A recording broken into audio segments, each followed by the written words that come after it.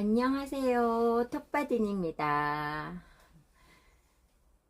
제가 엊그저께 또 알바를 다녀왔습니다. 제가 알바를 가는 이유가 따로 있습니다. 포도농장, 제가 가면 거의 대부분 포도농장을 가는 것 같아요. 왜냐하면 김천이라는 지역의 특성상 포도가 나오는 철이 가장 일손이 많이 필요한 시기고, 그래서 포도농장을 가는데 어제도 포도농장에서 알속기 하고 왔습니다. 제가 근데 가는 이유가 따로 있어요.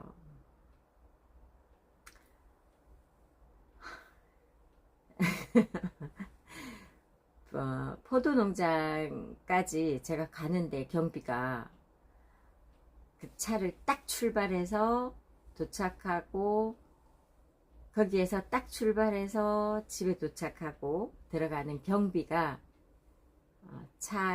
유대 기름값만 8만원 들고, 딱 8만원이 들어요. 그리고 톨게이트비가 2만원이 듭니다. 2만원이 조금 안 돼요. 그러니까 10만원이 드는데 커피 한 잔도 못 마셔요. 몇백 원 부족한 10만원이니까.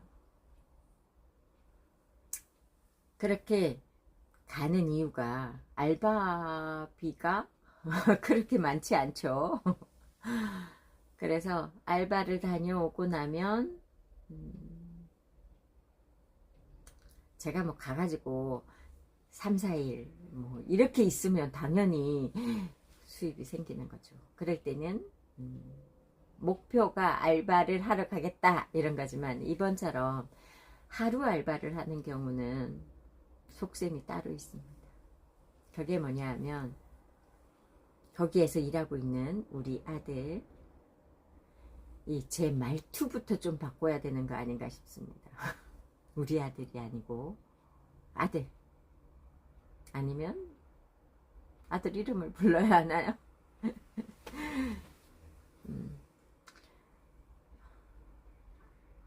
궁금해요. 아이가 다 성장하고 성인이 됐고 스스로 모든 일을 자기 주도적으로 하고 결정도 혼자 스스로 하고 나서 뭐 거의 통보하기도 하고 이러지만, 그게 바로 이제 제 자신이 아이를 정신적으로 놓아주지를 못하고 내가 데리고 있는 게 아닌가? 못 놓아주는 거 아닌가? 그런 생각이 있습니다. 그런 거에 대한 이야기를 조금 해보려고 해요. 아들 나이가 이제 곧 30이 될 정도로 큰 아이인데도 불구하고 아이와 이야기를 하는 경우가 많아요.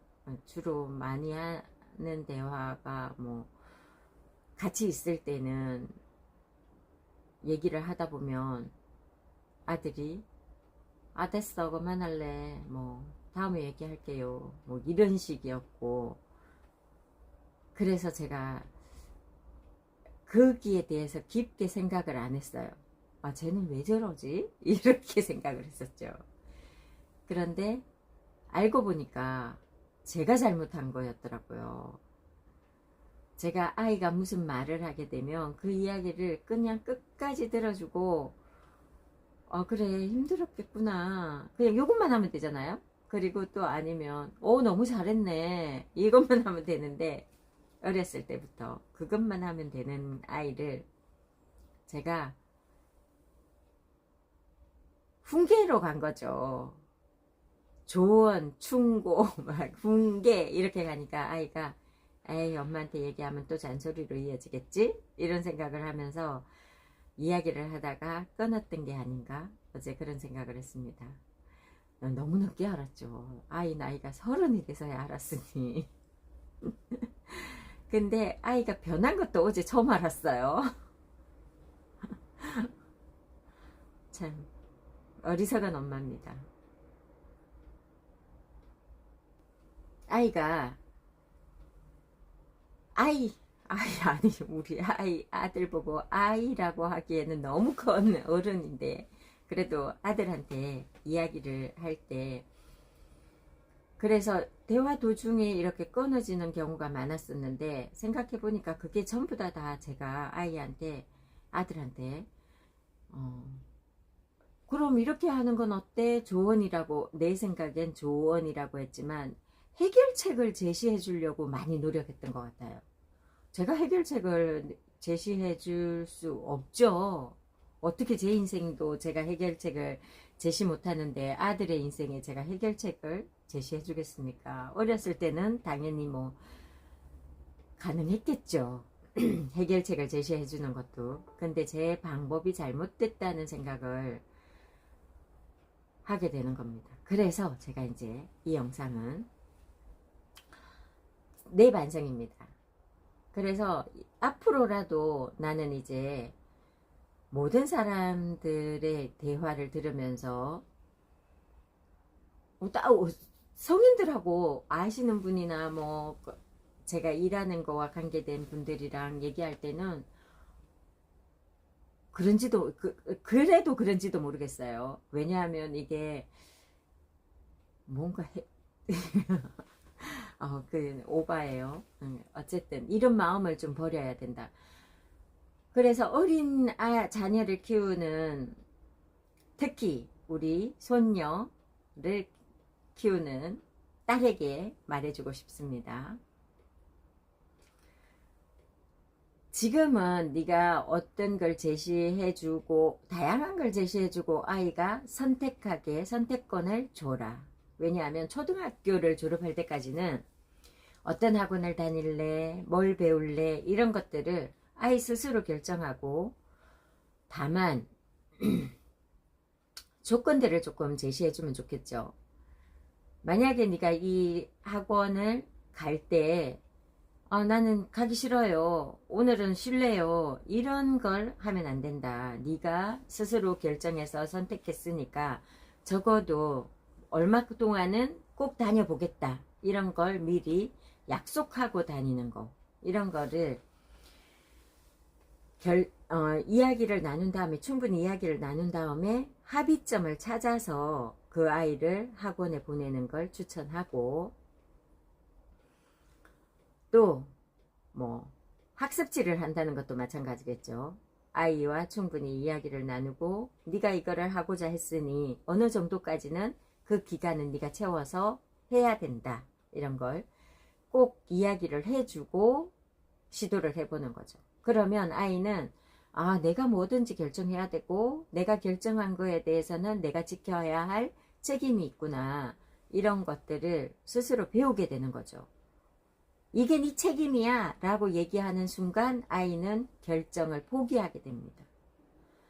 그러니까 아이가 결정하고 책임을 지고 있으나 아주 미세하게, 아주 간혹 이런 것들은 눈 감아주는 아량도 필요합니다. 따라 엄마처럼 후회하고, 내가 그때 이렇게 잘해줄 걸, 그랬으면 우리 아이가 정말 행복한 아이로 성장할 수 있었을 텐데, 또는 지금보다 더 행복한 삶을 살 수 있었을 텐데, 뭐 이런 후회하지 않도록 엄마가 해주는 조언을 참고해서 너는 꼭 아이들이 행복한 아이로 자라도록 잘 도와주기 바란다.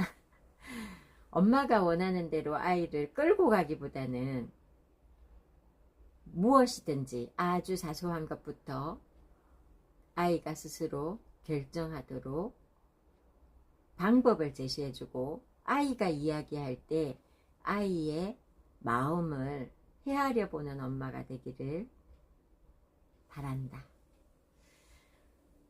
아이의 이야기를 들어준다고 하면서 건성건성 듣고 바로 충고를 하고 조언을 하고, 이런 실수를 반복하지 않길 바란다.